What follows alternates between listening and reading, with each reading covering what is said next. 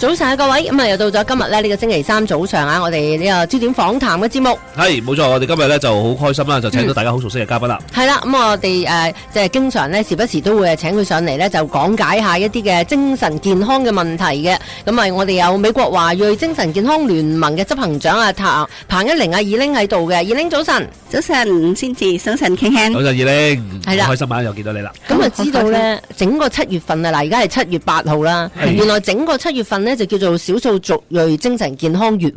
係啊，呢個係好少喺即係全世界嚟講都係比較少見嘅，即係一個國家以一個少數族裔嘅精神健康意識作為1個月嘅宣傳，成個月真係唔係話淨係幾日啦、1日啦，或者係一個星期，係成個月嚟宣傳呢個少數族裔嘅精神健康。即係每一年嘅7月份都係嘅，係叫做 BB More Campaign。哦，咁嗱，中文就叫做少數族裔精神健康月啦，但係英文咧就係一個人名嚟嘅。係啊，可以解釋下。係啊，佢係一個即係話係一個 family member， 即係家屬，因為佢個仔咧個女咧就係有精神疾病啦 bipolar 啦，咁佢終身就為咗精神健康嘅呢個領域咧發聲，而且嗰時佢好大膽嘅設想就係話少數族裔其實喺面對住呢個精神健康嘅挑戰咧，係比一般嘅人即係要難得多嘅。因為你少數族裔本身已經係屬於一個比較歧視一個團啦，係咪？咁但係精神健康要講出嚟求救嘅話就更難啦。所以咁佢希望係推動一個法律係可以成個國家係引起佢哋嘅重視嘅，1個月嘅時間嚟紀念呢個即係嚟推動啦。但係嗰時咧個個都以為佢係天方夜譚。即係話冇可能嘅，邊係可能咧？即係個個都當佢有笑話嚟講咯。咁佢嗰時推動嗰時咧就佢本身係咪少數族裔啊？佢本身係非裔，少數族裔，而且佢係拉米嗰個洛杉磯嘅嗰個 founder 嚟嘅，即係分會嘅 founder。因為佢嗰時未有一個白人係做呢個，咁嗰時佢嚟做就發現少數族裔好多係話哇，原來你哋同一般白人講嘅係唔一樣嘅，你哋理解得到拉丁裔又好啦，其他族裔都好啦。佢話你哋明白喺少數族裔嘅精神健康嘅挑戰係有幾大嘅，所以嗰時佢話要做呢樣嘢咧，係冇人信佢做得到嘅，要推動一個法案。咁推動法案前，真係呢個法案真係成功咗，前2年佢就不幸離世啦。即係08年係呢個法案係正式嚟，06年佢就去世啦，係癌症咁所以最尾嗰個法案落地嗰時咧，就以佢嘅名嚟紀念佢，而且佢嘅成就亦非常大。佢係一個作家嚟嘅，其實咁佢喺紐約時報，即係所有佢嘅作品都係排喺前邊嘅。咁佢咧咁多年，因為咗精神健康領域呢個咧，包括佢有本書其實係非常出名嘅，而且帶動咗成個世界嘅，叫做 Sometimes My Mommy Get Angry，即係有時我媽會嬲。咁佢係描述一個女仔同埋一個有精神分裂症嘅媽咪。咁佢就希望解開細蚊仔嘅結，因為細蚊仔唔明白點解呢個媽咪有時成日都會發脾氣啊咁。係即係有時佢又可愛到好似天使咁啊，對自己非常好。點解佢有時會咁呢？咁就係一個圖畫書配圖嘅，我都帶咗俾你睇。咁就我係希望大家知道話呢個病係佢有唔同人，即係唔同平常嘅一種咁嘅覺得，而且咧係俾啲細蚊仔咧知道咧，係咁樣嘅，即係吓你睇到佢就係，所以佢就係講俾大家聽咧，即係無論媽咪點樣咧，都係愛呢個細蚊仔嘅，所以就整佢哋又知道一啲技巧，而且係唔會對呢個世界咧充滿啊，因為媽咪係你最信賴嘅、最依賴嘅一個人啊嘛，但係都會有咁樣嘅情況發生，所以我覺得佢嘅貢獻係好大。佢唔單止寫呢本書，佢寫好多成人嘅嗰啲小說啊，同埋佢哋嘅嗰啲古仔啊，圖畫書啊，都係好似72 house 啊，即係70。嗱，佢本身係非裔啦，咁係少數族裔啦，咁啊，所以就提倡呢個少數族裔嘅精神健康月。但係咧，我又覺得非裔同美國嘅文化其實咧真係一致噶啦。而家雖然佢係少數族裔啫，但係反而我哋亞裔咧就更加艱難啊。因為亞裔嘅文化本身就同我哋從呢條西方文化咧傳統上都唔同嘅，再加上咧，譬如講我講廣東話或者講國語咁樣，你想揾一個專家去輔導你。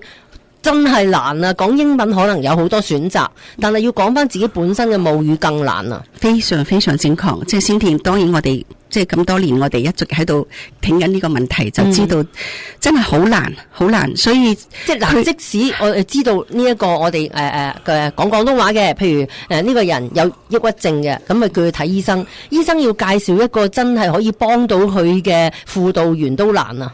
係啊，去邊度揾翻一個講廣東話嘅咧？非常非常好少嘅選擇，好少選擇。你話英文可能會比較多，係啊嚇。但係如果你揾一個英文嘅輔導員去輔導一個英文而家都少啦，但所以起碼多過講中文，絕對係啦，絕對係啦。而且唔單止話係即係呢個比較專業啲嘅 provider 㗎，就好似你打988啦，即係求助熱線啊，你都冇辦法去問到一啲即使佢揾翻譯嚟講啦，咁翻譯嘅 culture 唔係好理解嘅，都會咁。你講咗一個好好嘅問題，咁我就好多謝呢個 Baby More 嘅咁大愛啦。其實佢嗰時講，我呢個唔係為咗我哋非裔。係為咗所有少數族裔，所以你如果睇到而家拉米嘅網站，我哋7月份我哋喺呢個三藩市，我哋總圖書館有一場7月25號嘅下晝1點半，我哋要放一個紀錄片。咁呢個嘅活動咧係放喺成個全美各國嘅網站上邊嘅，係專門針對亞裔嚟作一個普及，即係話亞裔嘅呢個呼聲咧，一定唔可以俾忽略，俾人睇唔到。所以即使係即係前人栽樹就後人乘啦。佢講嘅係少數族裔，但係我哋的確亦係少數族裔，所以我覺得就係我哋係更加艱難，更加艱難，冇錯冇錯。所以你啱啱同我傾到嗰個例子，即係喺香港話。啱啱有個社工，係啊，大概係1-2個禮拜之前發生啦。嗰個社工係啊，本身係一個母親，咁就係可能因為即係有抑鬱症或者有啲嘅壓力啦，咁就跳咗樓。咁佢個女得12歲，隔咗唔知一日又跟埋阿媽一齊跳樓。啱啱發生咗1-2個禮拜喺香港。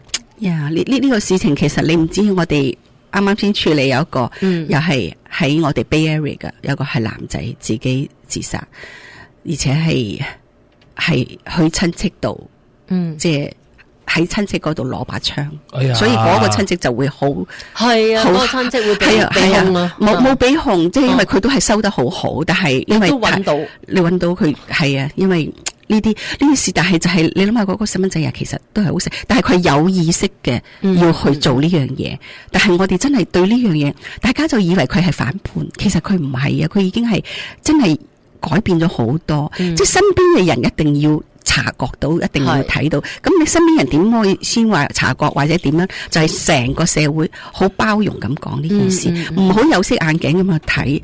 只不過係有一啲咁嘅困難，咁我哋點樣去幫佢咧？我哋以一個點樣嘅態度啊，同埋我哋而家點樣嘅講嘢嘅言語啊，去幫佢哋係好重要嘅，係咪？咁所以我覺得係只要呢個社會要家人要重視呢個情況咯，唔好以為佢心情唔好啫咁樣。係啊。即係好似我覺得，即使你講嗰個社工，佢自己有抑鬱症自己走，其實喺身邊其實係有呢啲跡象嘅，冇可能冇跡象嘅。你好似張國榮啊，我哋阿哥哥，即係每年嘅4月1號，大家都咁紀念佢。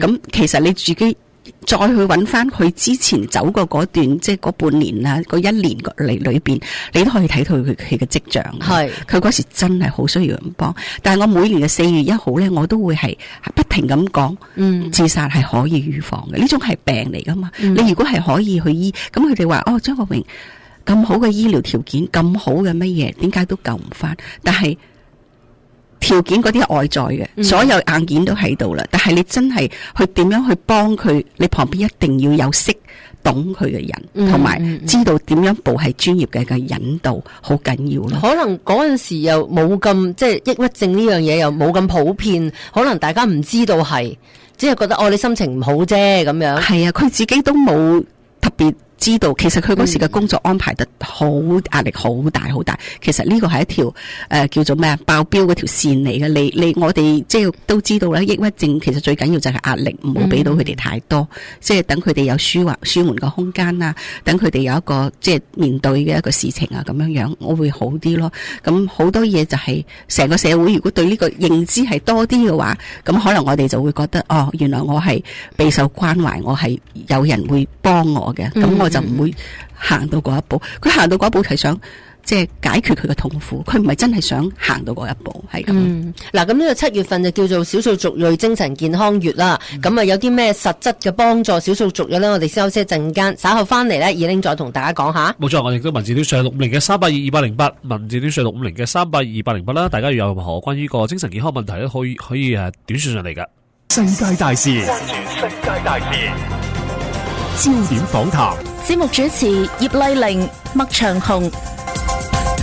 好，繼續今日焦點訪談啊！咁請嚟嘅嘉賓呢，就係美國華裔精神健康聯盟嘅執行長彭一玲啊，以玲喺度呢，就同大家呢專門係講下，因為今個月7月份呢，係整個月啊，都叫做少數族裔精神健康月嘅。咁啊，頭先亦都提過一啲嘅例子啦。咁啊，想問翻啦，今個月入邊有啲咩活動係為咗呢一個少數族裔精神健康而舉辦嘅呢？我哋即係非常重視呢個7月呢個少數族裔嘅精神健康意識月啦，所以我哋係準備做一場加州嘅首映嘅，即係第一次播嘅，係一個叫做 Silent War， 即係靜默戰爭，嗰個名係我係嘅。咁我話靜默戰爭嚟，即係嚟宣導，即係呢個7月嘅少數族裔嘅精神健康月。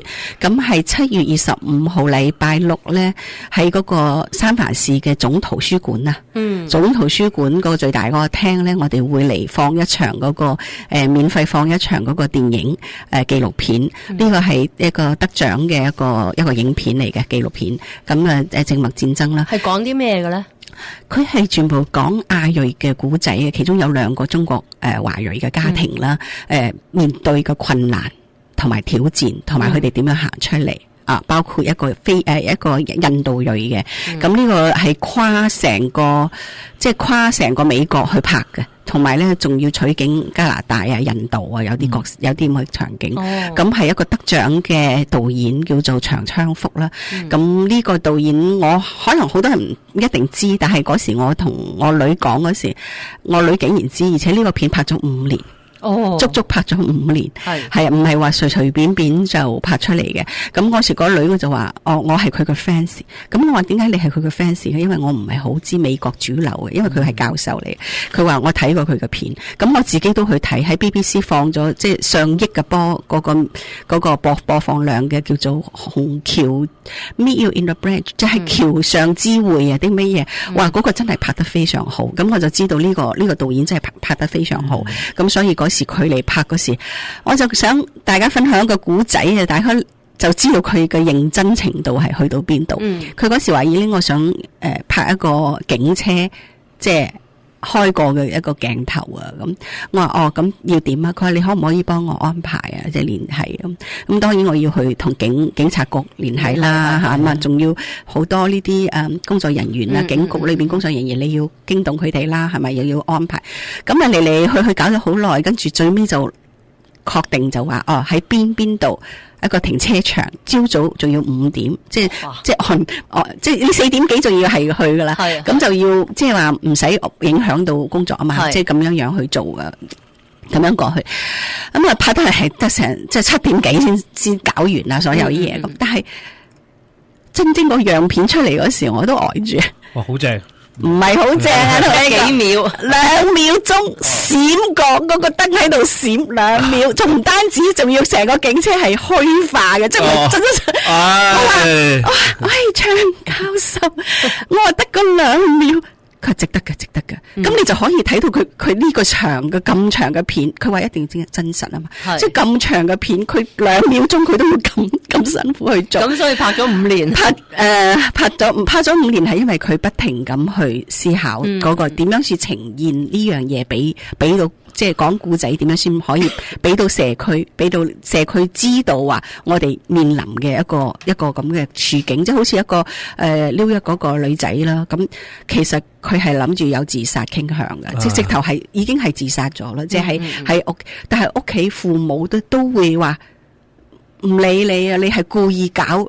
你要懲罰翻你自己，我哋唔會，即係其實佢如果再係父母再叫遲一啲，佢就冇咗噶啦。咁後尾父母叫咗救護車，救護車話如果你再遲5分鐘，你個女就會冇。但係點解呢個父母可以話我唔想去叫，我唔想去做呢步？即係你可以睇到佢哋點樣轉變嘅嗰個過程，即係話佢哋從我唔信佢有，我唔信，我唔覺得佢咩，到咗後尾，哎呀，原來我哋之前。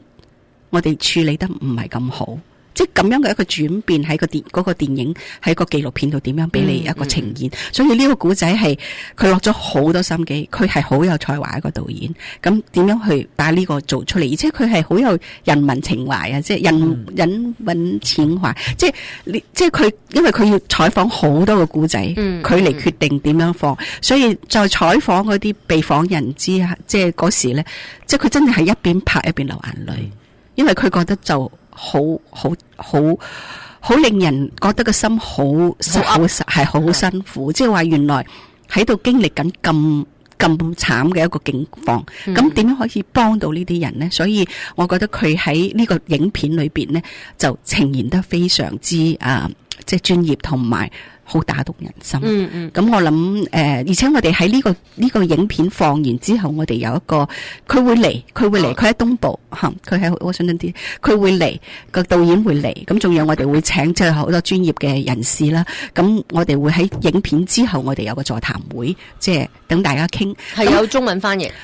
即時我哋有耳機係即時嘅中文同傳啊，即係廣東話、普通話我哋都有。咁而且喺嗰個影片放出嚟咧，雖然係英文嘅，我哋就中英文字幕，即係所以你哋全部有字幕，因為你嗰時唔可能係即刻傳啊嘛，即係我哋會有中英文字幕。咁喺嗰個放完之後，我哋有個即時嘅嗰個研討會嘅話咧，我哋係會有一個即係你只要攞過嚟同我哋攞個耳機，每一個人都帶一個耳機嘅話，佢就即時可以聽到喺度講緊乜嘢啦。普通話、廣東話都有。嗱，重複一次啦。咁呢一個電影放映嘅日期咧，將會係7月25號，就係喺三藩市嘅總圖書館係嘛？係，冇錯。7月25號。咁需唔需要話預先打電話訂位啊，或者點樣咧？或者係幾多點鐘啊？1點半到4點半。咁佢嗰個訂位佢係有個連接嘅，但係你哋可以打我哋即係800-881-8502嚟大概講嗰個時，即係嗰個你準備帶幾多人嚟咧？佢嗰個係100號。即係 Lanking Street 嗰個總圖書館係，我諗個個都知噶啦，喺聯合廣場隔離嗰個。係咁個電話咧就係800-881-8502。係呢個就係預先係預訂嘅，咁就係唔使錢嘅。免費嘅呢個講座係免費嘅。咁呢個電影係免費嘅。電影免費係，講座都係免費。係嗱，咁就要，但係就預先最好就訂咗個位先。係啊，因為佢係加州首映，即係有啲其他唔好話係加州啦，我知道有西雅圖有啲人佢哋都飛過嚟睇，佢哋講咗都話飛過嚟睇，因為係未面試過啊嘛，即係喺加州呢邊係第一個嘅，咁所以佢哋話好想睇一睇，因為華人本身自己拍呢個片就好少啦，仲要係攞咁多獎佢喺好多影節裏邊已經攞獎噶啦，咁我就覺得即係應該等大家值得睇一下，尤其是移民呢嚟到新移民啊，年紀比較成熟一啲嘅，好可能就適應唔到呢一邊嘅生活啦，工作嘅壓力啊，即係文化上嘅衝擊啊，咁樣咁可能好多咧都係唔開心，咁或者嚴重啲嘅會有情緒病，咁但係自己又唔覺得係一種抑鬱症啦。咁呢樣嘢先至係比較即係令人覺得好係啦，會發展到好嚴重。係啊，我哋其實我哋有數據睇到就係話，即係華裔啦，即係我哋少數族裔，其實到咗真係需要幫助嗰時咧，往往比其他族裔咧係唔同嘅，就係我哋已經發展得好嚴重嘅地步啦，即係到咗嗰度你冇辦法冚得住嗰時，咁先可以。我哋傳統上唔會覺得抑鬱症係一種病啊嘛，只係覺得你唔開心啫嘛，而且覺得你好似哇使唔使啊咁細件事啊，我哋捱得過，你點會捱唔過咧？特別父輩啊，即係父母輩嗰時，即係我哋係咪嗰時我哋你都有咁好嘅書讀，咁好嘅環境，咁好嘅 game 可以打啊睇啊，係咪世界盃又睇？點解你仲會唔開心啊？唔乜嘢？即係佢哋唔會明咯。其實即係我哋講到底就係話。身體其實就係一個載體啦，係咪？你邊度都會出病噶，你胃又會胃病，心臟病，血管係咪？血有高血壓啦，又有糖尿病係咪？都會有嘅，每一個器官都會有病。咁你作為人體最重要嘅一個器官，大腦、腦部，你都會病噶嘛？你病嗰時你就會有呢咁嘅。症狀出現啦，好唔開心或者好開心嗰啲都唔啱嘅，即係嗰啲過於興奮係嘛？過於興奮係咪？嗰都唔啱，即係你唔係真正常嗰種。但係你諗下，大腦係人體好重要嘅器官，佢2%嘅重量嘅啫嘛，但係佢消耗20%到30%嘅養分同埋。嗰個供血量係即係水係有氧量同埋供血，所以係好重要一個器官。咁你諗下，好重要呢個器官，佢有發病嗰時咧，的確遇到嗰個阻力係就阻力啊，同埋幫佢救助嗰個過程咧，都係需要一個好耐心嘅一個叫做陪會嘅過程幫手。嗱，我哋休息一陣間，稍後翻嚟咧就問咧，Elaine，普通嘅唔開心同真係抑鬱症嘅分別喺邊度咧？咁樣啊，如果大家有問題嘅話咧，可以短信上嚟。係啦，民主上650嘅3822808係等緊大家嘅。2808咧係問有關呢個精神健康嘅問題嘅吓。唔該，咁我哋咧通常亞裔咧都有一種嘅罩忌啊、禁忌啊，覺得哇都同人講話有精神上嘅問題，你咪當我黐線嘅咁樣。咁呢個係一個好負面嘅標籤嚟噶嘛。咁所以咧，對於亞裔嚟講咧，即使係覺得自己有抑鬱症或者精神上需要幫助，都唔敢出聲。係啊，其實呢個好干擾我哋向外求助咯，因為個數據就係咁啦，即係話我哋每次得到嗰啲都好痛心啊，已經係發展到真係哇冇辦法啦，已經係好嚴重嘅地方先嚟向真正求助到，即係冚都冚唔住啦。但係咁樣其實係好傷害到自己嘅。咁其實喺啱開始，其實美國已經有呢種文化啦，即係好似高中啊，到咗大學啊，我失戀啦，咁嗰個老師都話，咁你要唔要睇下心理醫生啊？即係等你快速咁樣即係調整到你嗰個狀態，係咪啊？但係佢哋已經覺得好平常啦。好似我啲朋友喺美國做老細，佢話有冇搞錯啊？有啲員工同我講，最排心情唔好，我要請假去睇心理醫生。佢咁都講得出口俾我。嗰我啲老細同我講，佢話哎呀，我唔知明白呢啲西人佢哋即係已經係呢種文化，但係我哋華人就冇。原來佢哋唔知道，原來我哋大腦、我哋嘅心靈都係需要呵護同埋休息㗎，就係冇呢種嘅諗法咯。係你傷風咳或者感冒，你都會請假。請假係，但係如果你個腦部出現病嘅，其實集中唔到精神嘅。我自己都係啦，即係好似我自己喺抑鬱症嗰時候，你打開個冰箱個門嘅話，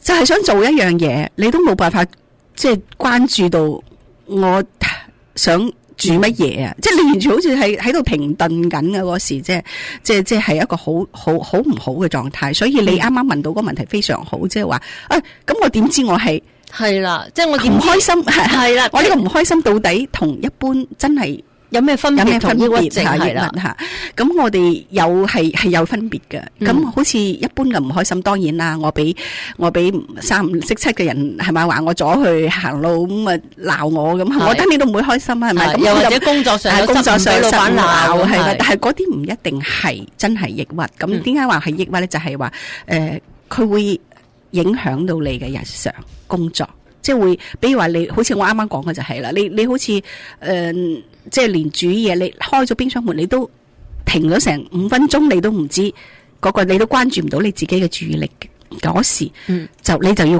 即係諗下，點解我會咁？哇，瞓唔到，瞓到凌晨3、4點啦，我都係瞓唔着。咁仲有咧就係呢個持續咗幾耐？嗱，第一個要影響到自己工作生活啦。嗱呢個係咪呢種情緒？咁有啲即係你見到有啲人係完全控制唔到嘅，即係話哇一路咁喊到去停車場攞車，佢一路都係個眼淚係收唔到嘅，即係冇辦法好自控同你講幾句話，唔係好咩嘅話，就佢都會即刻就落淚嘅。你覺得有啲怪咯，係咪？咁你都要應該問下佢Are you okay？你有冇事啊？要唔要即係有啲咩幫到你啊？咁係咪？咁仲有就係即係嗰個時間持續性。如果佢個時間持續，你話一兩日啦，我又滿血翻啊，冇事啊！我嗰時就係諗唔通，咁冇事嘅。咁過咗兩日冇事，但係如果你過咗持續咗2個星期以上，你都係呢個狀態喺度干擾緊你嘅事，你就可以諗下，我需唔需要幫？我需要人嚟講，咁失戀咪幾符合呢一個嘅情況咯？嗱，即係失戀計唔開心嘅持續嘅時間會比較長，係，但係佢即係我其實大學嗰時我都見到我啲同室嗰啲女仔，即係失戀嗰時，哇！真係冬天成杯淋水，啲凍水係咁淋自己啊，同埋係好痛苦，因為一個情感嘅一個係咪背叛或者係乜嘢，就的確好辛苦。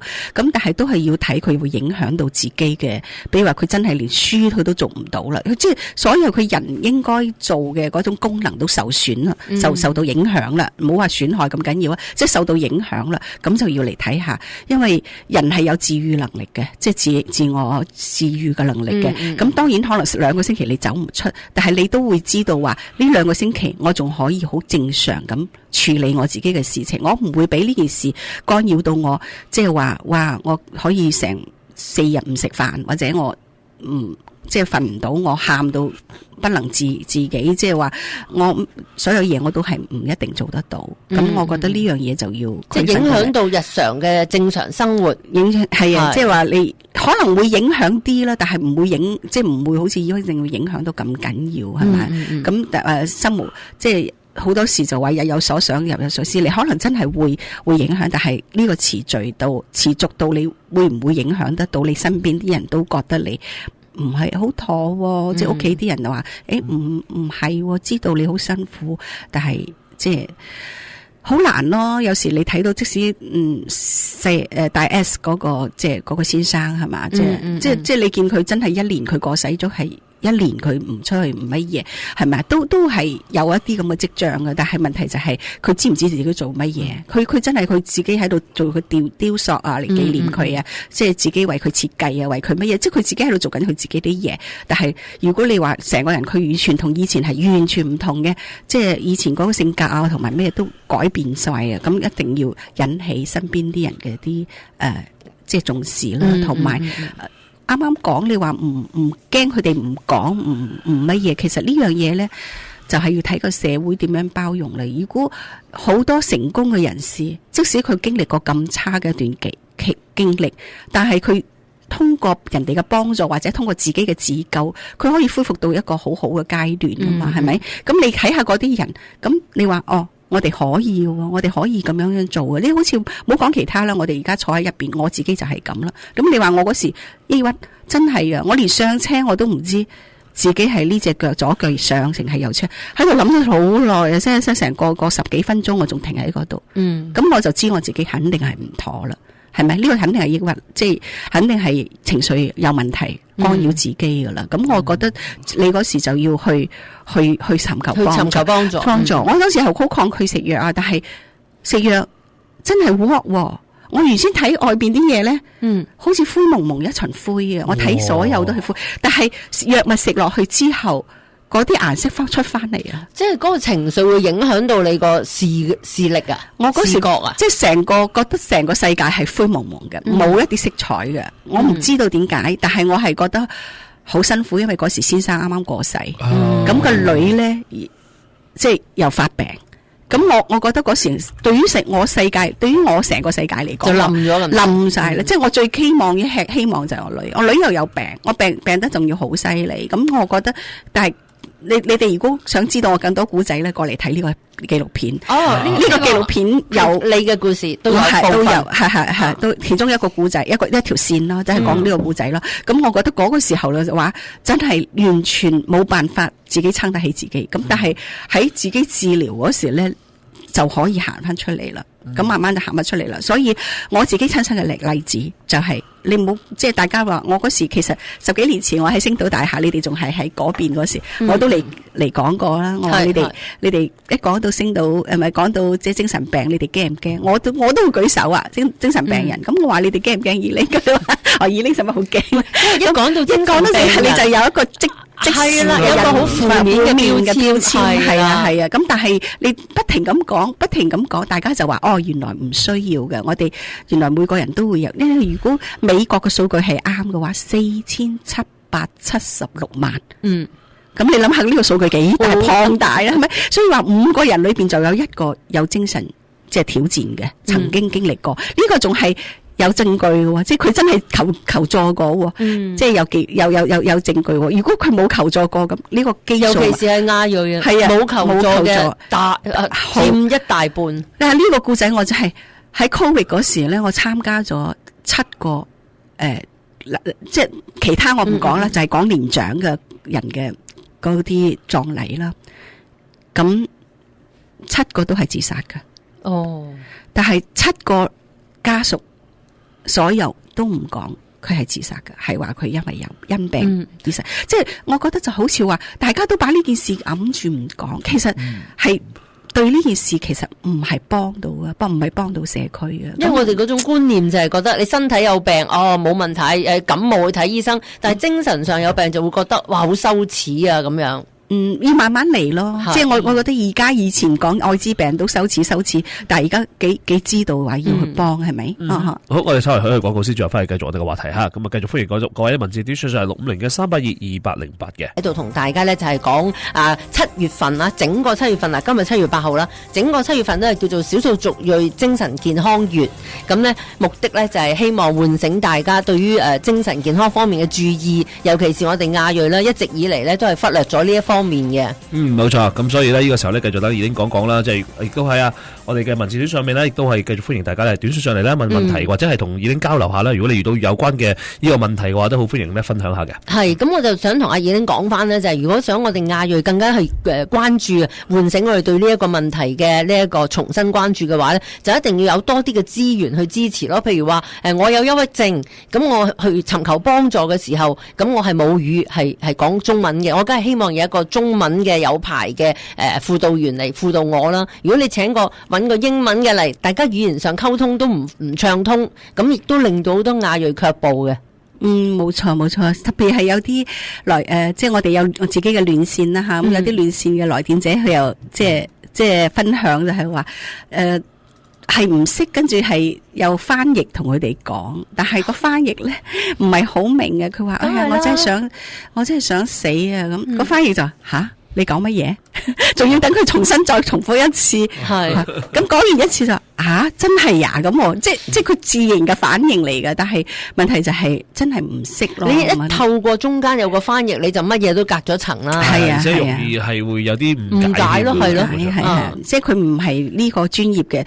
即使佢係即係做呢一行，但係如果佢唔了解呢個專業，亦係好麻煩。所以我哋第一步要多啲培訓中文識得講廣東話或者國語或者其他嘅亞裔方言嘅一啲專業人士。係啊，我哋自己嘅聯線團隊都輸送咗好多呢啲咁嘅我哋嘅接線員，佢哋有第一手嘅資源啦。咁跟住鼓勵佢哋去報考，或者係再更新佢哋嘅知識，去學更高一級嘅去護理呢個領域嘅專業人士咯。所以我哋係的確知道係非常非常稀缺嘅。咁我哋嘅文化咧，亦要鼓勵大家係即係俾到空間俾呢個治療師，因為我識得一個精神科嘅醫生，佢原先係青少年嘅。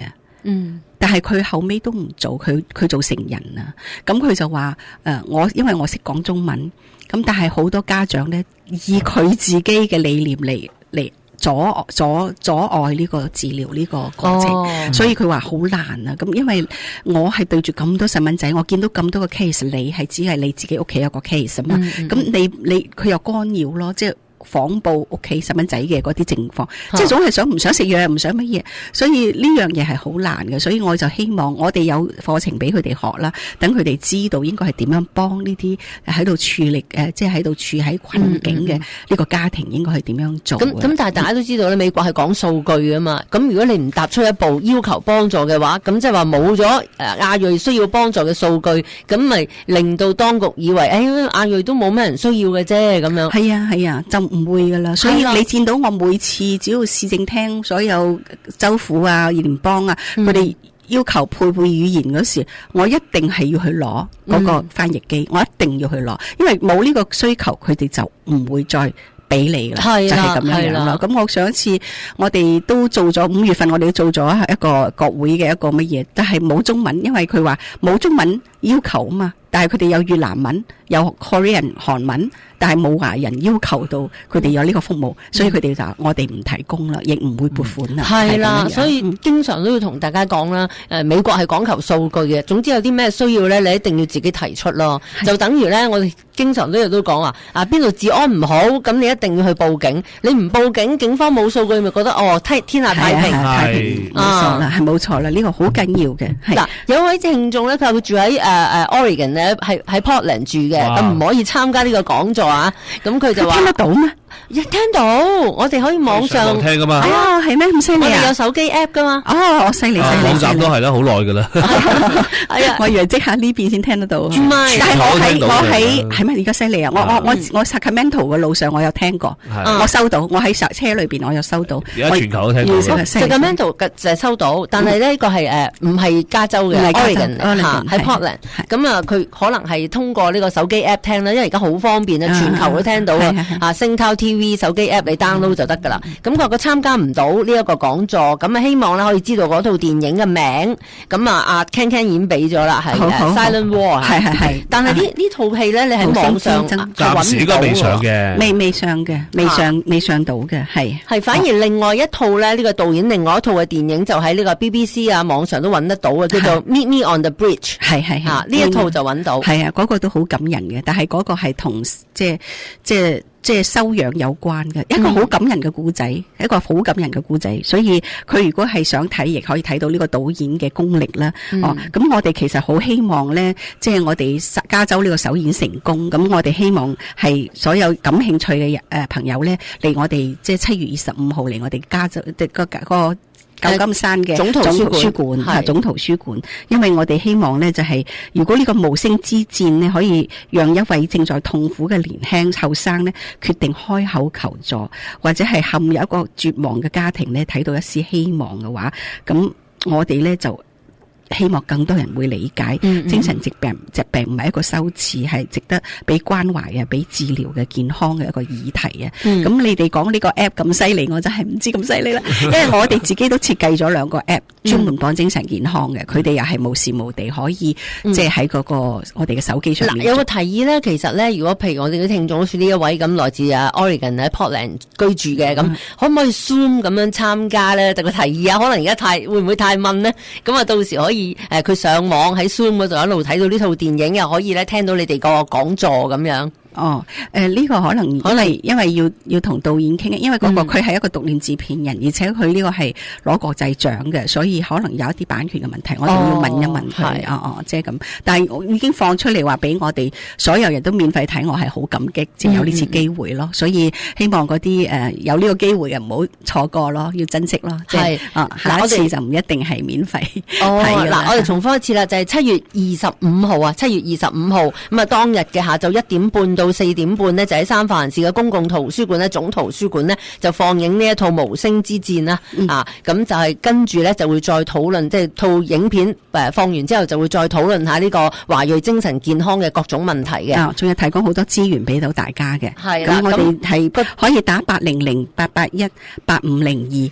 即係如果你想登記幾多個位，咁我哋留一留因嗰個位置，因為圖書館好大，我哋都 OK， 但係即係如果講一講俾我哋聽比較好啲咯。好，嗱，重複一次啦，個電話係800-881-8502，抄唔切嘅話短信俾我哋，咁啊陣間稍後就俾個電話你。係啦，咁我哋呢個時候咧亦都多謝二玲啦，好，下次喺節目時間裏邊咧再請你上嚟講其他嘅議題啦噃。好多謝，多謝大家，生活快樂，拜拜，拜拜。